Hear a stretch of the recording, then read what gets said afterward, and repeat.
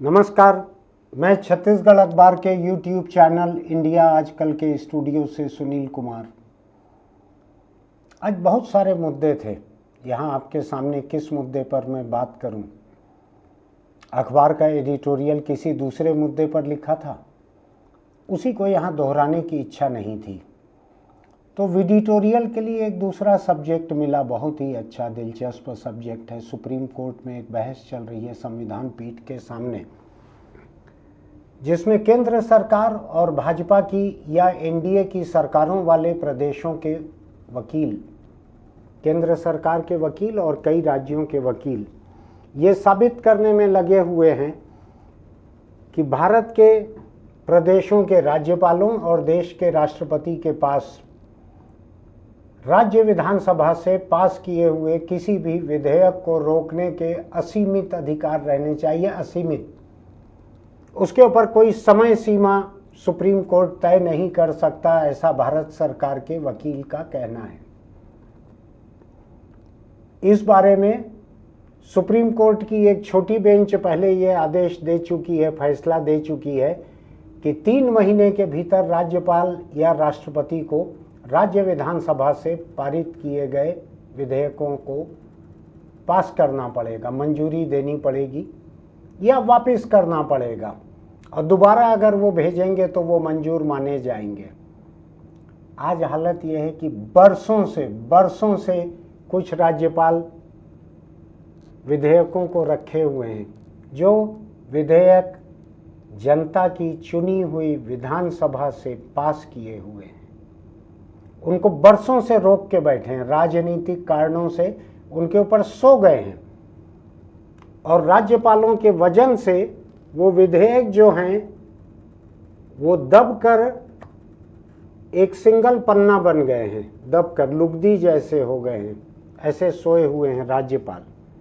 राष्ट्रपति के पास भी होंगे, मुझको नहीं मालूम है।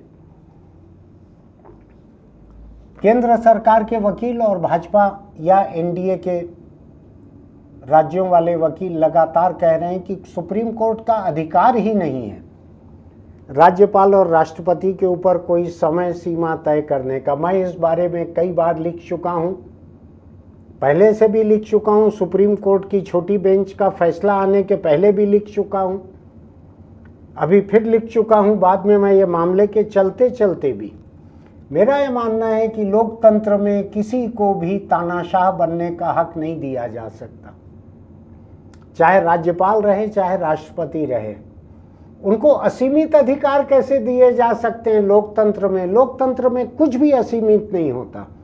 लोकतंत्र में हम किसी को विधायक या सांसद चुनते हैं तो 5 साल के लिए, कोई विधानसभा या लोकसभा उसका कार्यकाल बनता है तो 5 साल के लिए।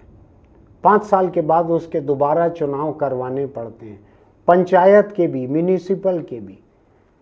कुछ भी अंतहीन नहीं होता, कुछ भी अंतहीन नहीं होता लोकतंत्र में। जैसा कि केंद्र सरकार का वकील सुप्रीम कोर्ट में ये साबित करने में लगा हुआ है कि राष्ट्रपति और राज्यपाल के फैसले लेने के ऊपर कोई समय सीमा नहीं लगाई जा सकती, क्योंकि संविधान में ऐसा जिक्र नहीं है। अरे संविधान में कई शब्द नहीं है, लेकिन संविधान की एक भावना भी होती है। संविधान 2 चीज़ों से मिलकर बनता है।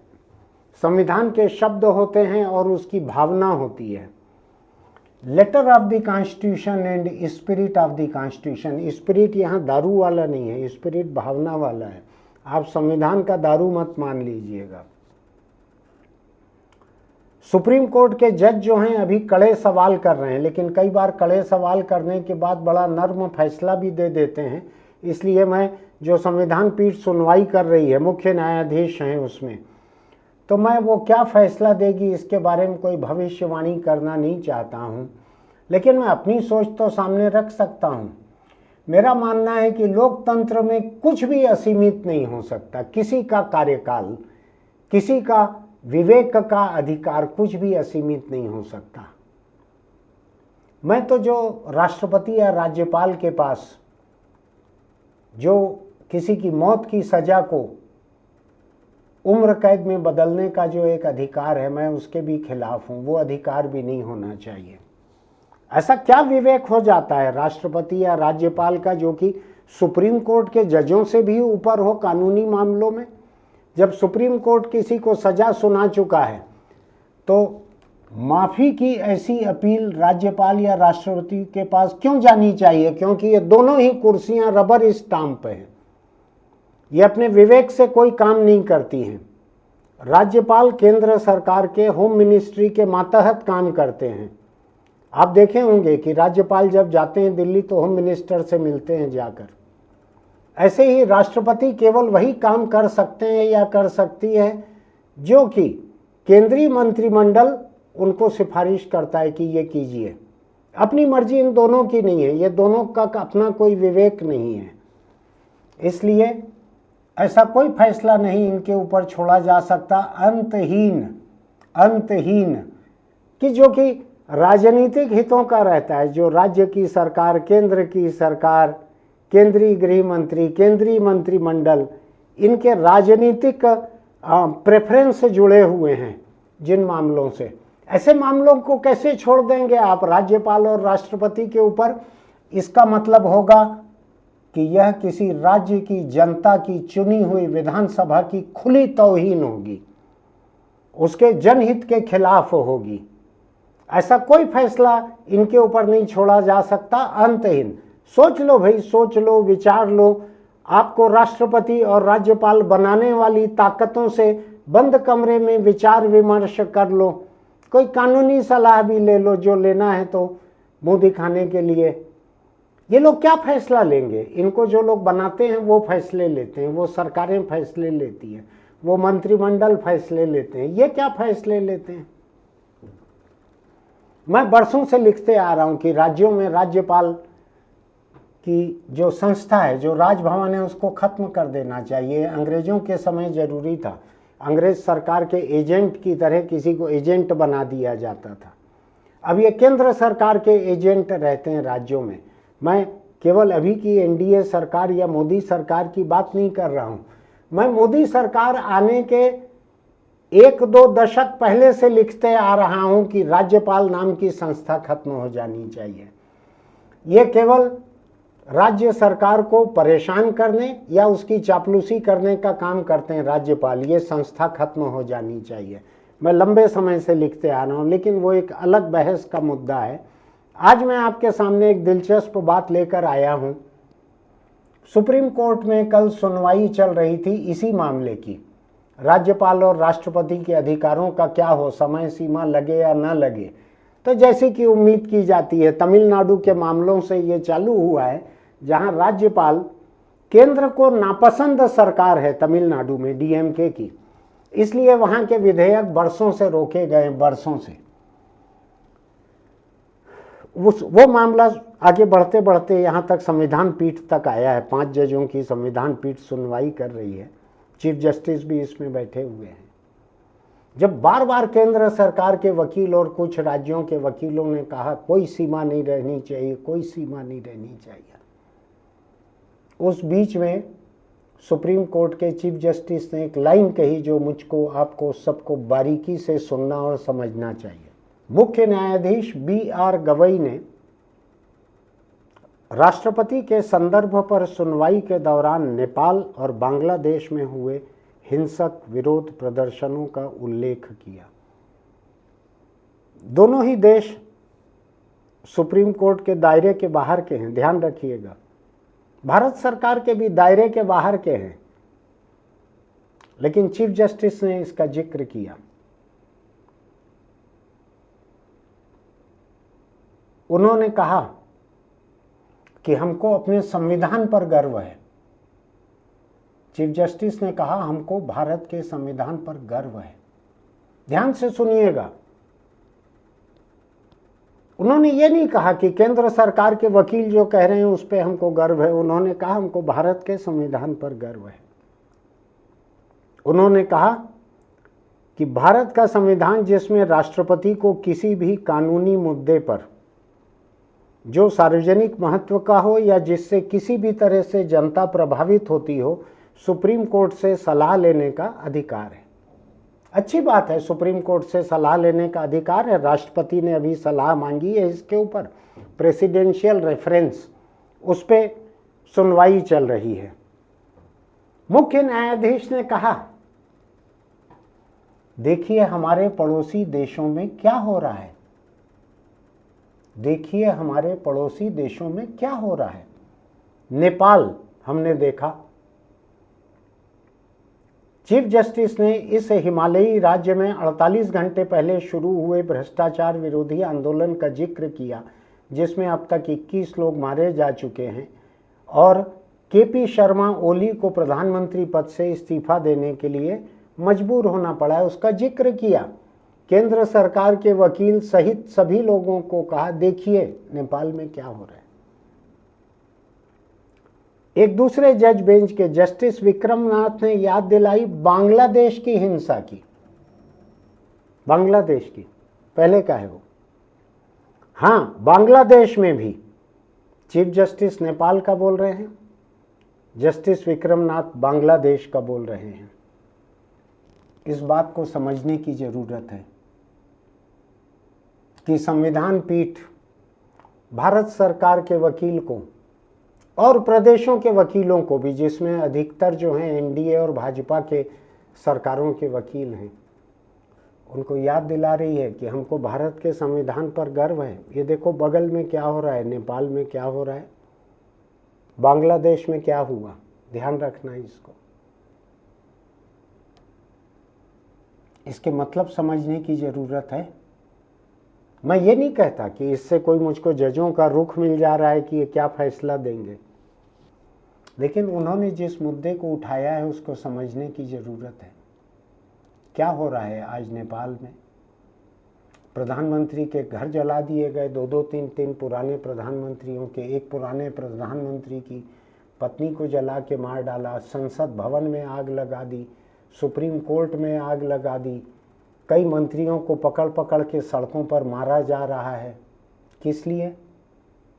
इसलिए कि सरकार भ्रष्ट थी, इसलिए कि सरकारी ओहदों पे जो लोग बैठे हुए थे वो अपनी आल औलाद को ऐश करवा रहे थे,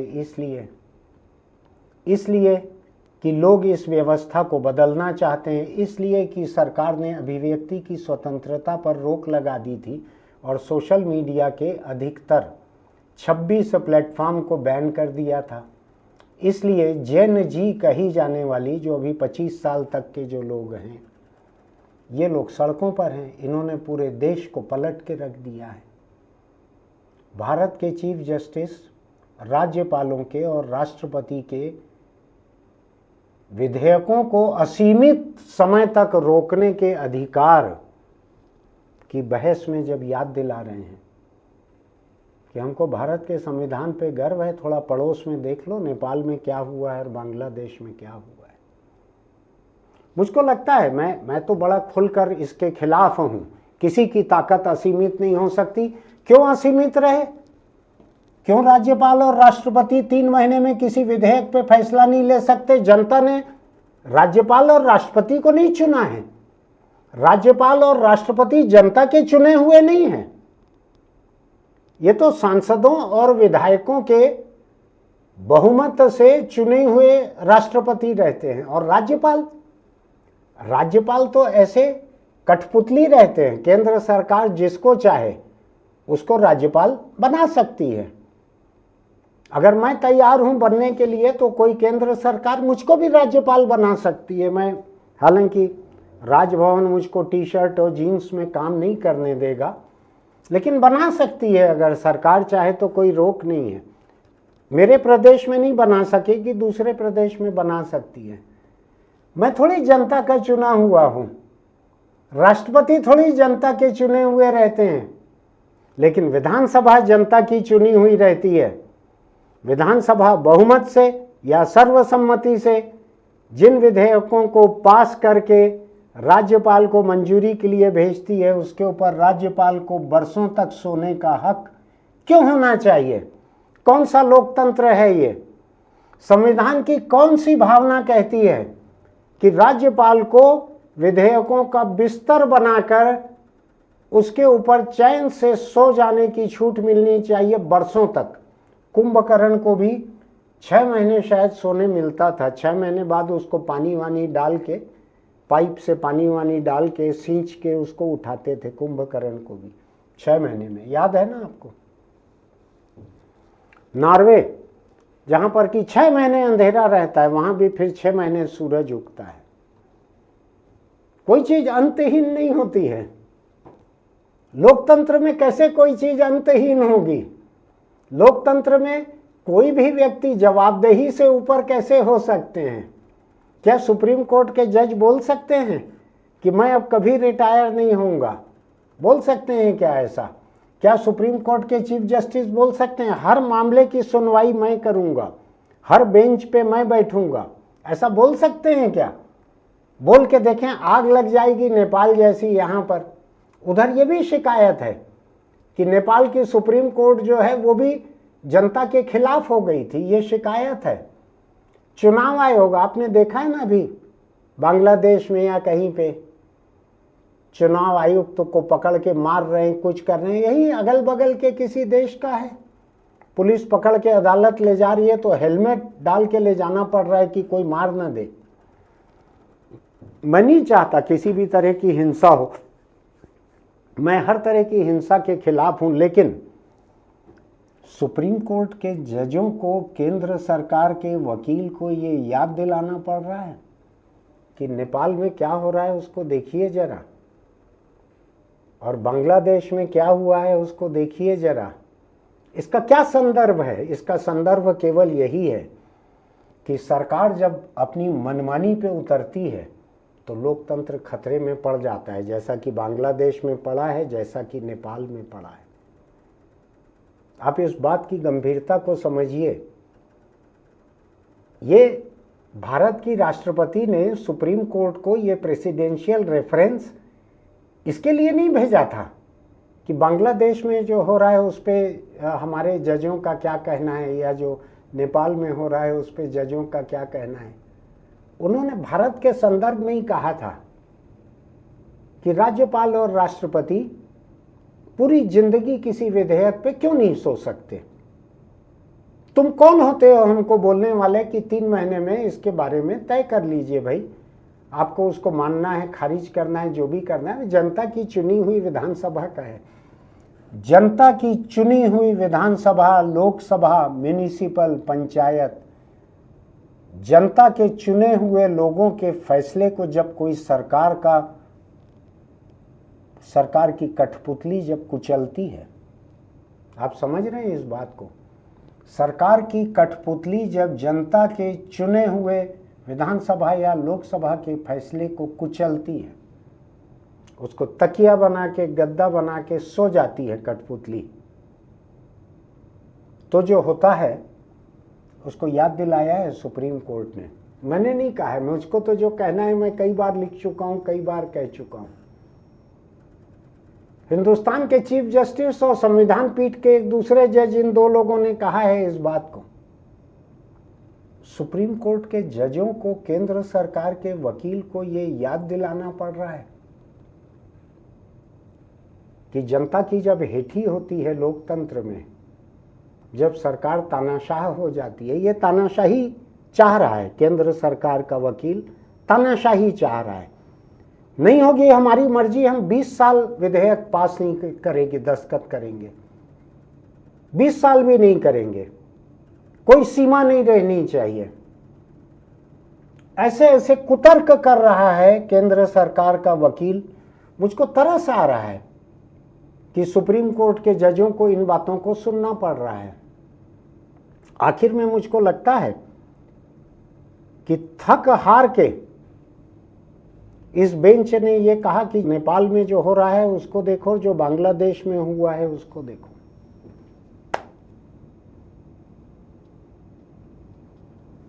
एक इंटरप्रिटेशन ये है कि ये उदाहरण जजों ने इसलिए दिया है कि अगर राज्यपाल और राष्ट्रपति द्वारा विधेयकों पर निर्णय लेने में अप्रत्याशित देरी होती है तो उससे राजनीतिक तनाव और सार्वजनिक असंतोष हो सकता है, जैसा कि नेपाल और बांग्लादेश में देखा गया।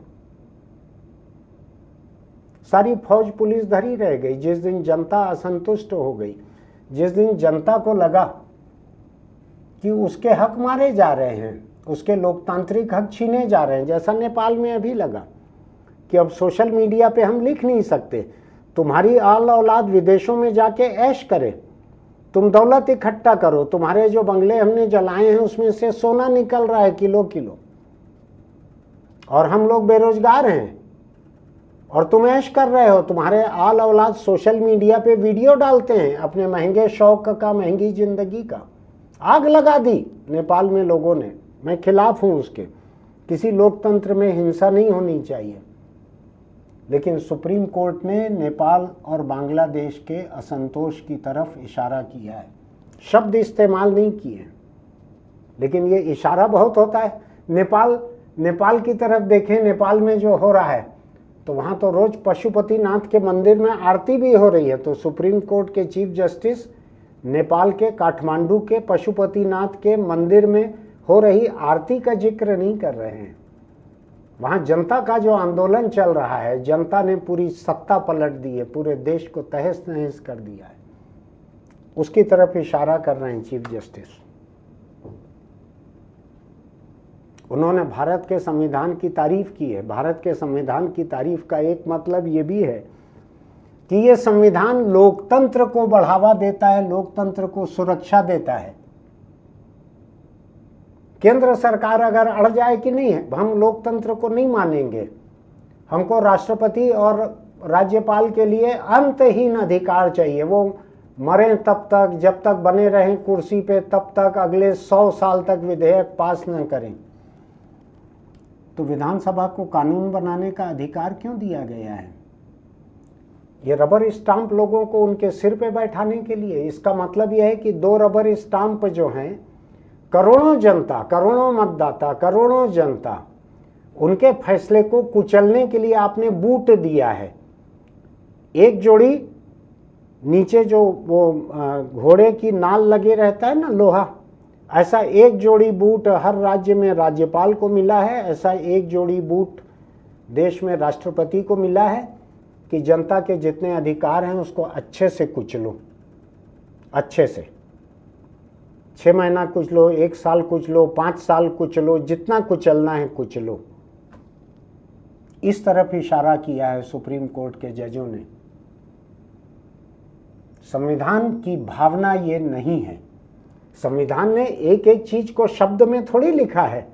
संविधान को कभी ये अंदाज था क्या, संविधान लिखने वालों को, संविधान बनाने वालों को ये अंदाज था क्या कि एक दिन ऐसे राष्ट्रपति, ऐसे राज्यपाल और ऐसी केंद्र सरकार रहेंगे कि जो विधानसभा के पास किए हुए विधेयक को बरसों तक पास नहीं करेंगे, जिंदगी भर पास नहीं करेंगे और इस तानाशाही हक के लिए लड़ते रहेंगे? ऐसा लगा होगा क्या अम्बेडकर को, नेहरू को, श्यामा प्रसाद मुखर्जी को? क्या लगा होगा क्या कभी ऐसा? वो जिनका वो है स्टैचू ऑफ लिबर्टी से दुगनी ऊंची स्टैचू जिनकी है, क्या नाम है, सरदार वल्लभ भाई पटेल, उनको लगा होगा ऐसा? जिनको लौह पुरुष कहा जाता था, लौह पुरुष, लोहे जैसा कड़ा उनका कलेजा था, सारे रजवाड़ों को, सबको हिंदुस्तान में विलीन कर दिया था, सबको कड़ाई के साथ। लोकतांत्रिक थे, लोकतंत्र के खिलाफ उसने कुछ नहीं किया। तो आपको लगता है कि सरदार पटेल को ऐसा लगा होगा कि एक दिन इस देश में ऐसी सरकार आएगी जो सुप्रीम कोर्ट के जजों के खिलाफ खड़ी हो जाएगी कि तुम कौन होते हो हमको बोलने वाले कि हम 10 साल या 20 साल में फैसला ले लें?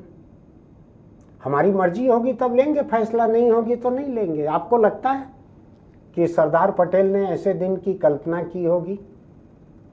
अगर सरदार पटेल को ऐसे दिन की कल्पना होती तो लिख के जाते कि 60 दिन के भीतर, 90 दिन की भी छूट नहीं देते। श्यामा प्रसाद मुखर्जी को पता रहता तो वो 60 दिन को घटा के 55 दिन कर देते। नेहरू को पता रहता तो 30 दिन कर देते। वो ये भयानक नौबत है। भारत के लोकतंत्र में ये भयानक नौबत है। इसको समझिएगा जरा। मैं इस देश का भला चाहता हूं, मैं इस देश में लोकतंत्र चाहता हूं, मैं इस देश में शांति चाहता हूं,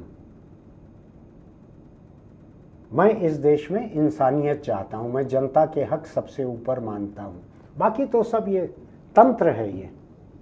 ये सरकारें, अदालतें, चुनाव आयोग, संसद, विधानसभा, ये सब तंत्र है। सबसे ऊपर तो जन है, लोक है, जनता है सबसे ऊपर। आपको लगता है कि संविधान की ये भावना होगी कि प्रदेश की जनता ने जिस सरकार को चुना है, जिस विधानसभा को चुना है, उस विधानसभा ने बहुमत से या सर्वसम्मति से जो कानून पास किया है, उस पर दस्तखत करने के लिए कठपुतलियां ऐंठ दिखाएं? कठपुतलियों की औकात क्या रहती है? इस संविधान ने ही उनको वो दर्जा दिया है जिसमें लोग सलामी करते हैं, जिसमें उनको झंडा फहराने का हक मिला है। ये संविधान का दिया हुआ है। इस संविधान की भावना को इस तरह से कुचलना,